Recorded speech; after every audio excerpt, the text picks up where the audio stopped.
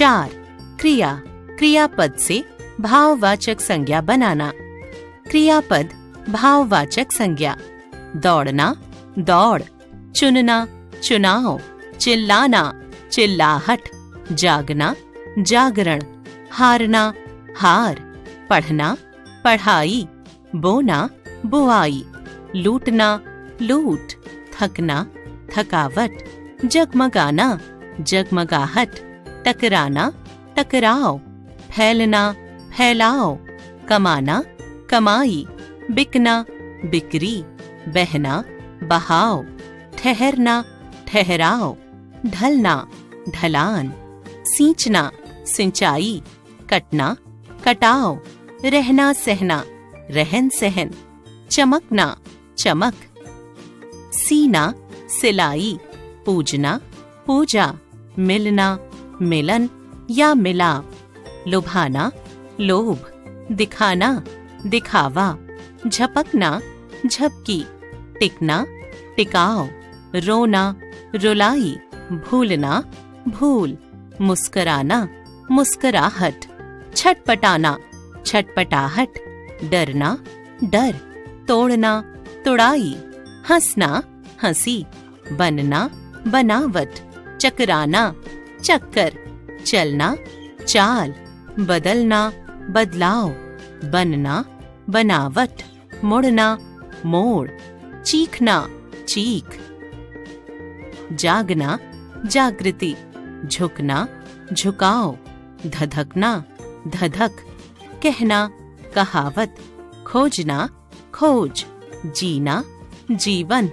छींकना, छींक। धोना, धुलाई। तोलना, तुलाई। 5. अव्ययों से, अविकारी शब्दों से भाववाचक संज्ञा बनाना। अविकारी शब्द भाववाचक संज्ञा। धिक, धिक्कार। निकट, निकटता। शीघ्र, शीघ्रता। बहुल, बहुलता। नजदीक, नजदीकी। शाबाश, शाबाशी। दूर, दूरी। देर, देरी। जल्द, जल्दबाजी। तीव्र, तीव्रता। नीचे, निचाई। ऊपर, ऊपरी। समीप, समीपता। मना, मनाही। भीतर, भीतरी। एक संज्ञा पद का दूसरे संज्ञा पद के रूप में प्रयोग। कभी कभी जातिवाचक संज्ञा और व्यक्तिवाचक संज्ञा एक दूसरे के स्थान पर प्रयोग की जाती हैं। अर्थात जातिवाचक का प्रयोग व्यक्तिवाचक संज्ञा के रूप में और व्यक्तिवाचक का प्रयोग जातिवाचक संज्ञा के रूप में कर दिया जाता है। व्यक्तिवाचक संज्ञा का जातिवाचक संज्ञा के रूप में प्रयोग। कई बार कोई व्यक्ति किसी ऐसी विशेषता, गुण अथवा अवगुण का प्रतिनिधित्व करने लगता है कि उसका नाम व्यक्ति विशेष का नाम ना होकर जातिवाचक शब्द बन जाता है। जैसे, तुम ही एकलव्य हो जो गुरु के लिए कुछ भी कर सकते हो। भारत तो सीता सावित्री का देश है। आज हमारे देश में मीर जाफरों की कमी नहीं है। इन वाक्यों में एकलव्य, सीता सावित्री और मीर जाफरों व्यक्तिवाचक संज्ञाएं हैं, किंतु इनका प्रयोग जातिवाचक संज्ञा के रूप में किया गया है। जैसे एकलव्य का गुरु भक्ति के रूप में, सीता सावित्री का पवित्रता के रूप में तथा मीर जाफर का विश्वासघाती के रूप में। अतः ये शब्द व्यक्तिवाचक संज्ञा न होकर जातिवाचक संज्ञा हैं। जातिवाचक संज्ञा का व्यक्तिवाचक संज्ञा के रूप में प्रयोग। कई बार कुछ जातिवाचक संज्ञा शब्द किसी व्यक्ति विशेष अथवा स्थान विशेष के अर्थ में रूढ़ हो जाते हैं। उस स्थिति में वे किसी जाति विशेष का बोध न कराकर केवल एक ही व्यक्ति अथवा स्थान विशेष का बोध कराते हैं। जैसे, प्रसाद जी हमारे देश के प्रथम राष्ट्रपति थे, डॉक्टर राजेंद्र प्रसाद। महात्मा जी ने सत्य और अहिंसा का मार्ग दिखाया, महात्मा गांधी।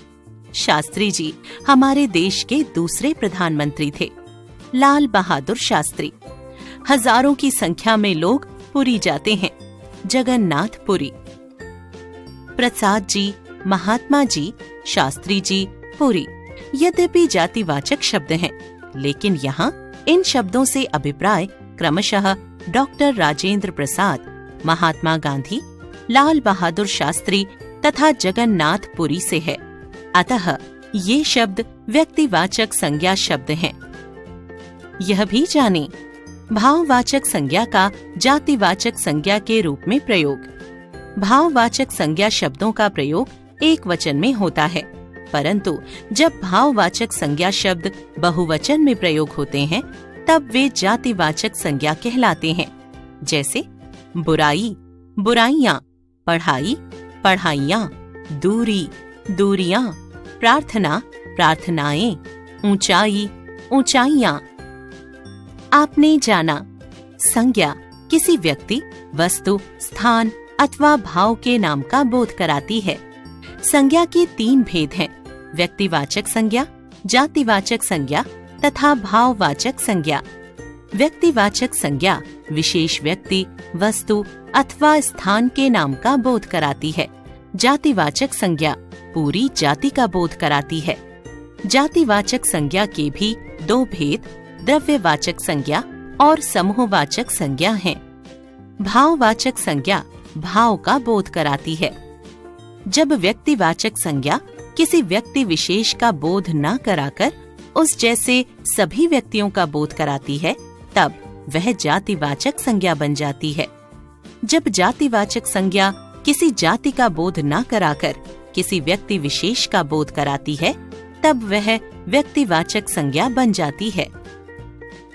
जातिवाचक संज्ञा सर्वनाम, विशेषण, क्रिया तथा अव्यय से भाववाचक संज्ञा बनाई जाती हैं।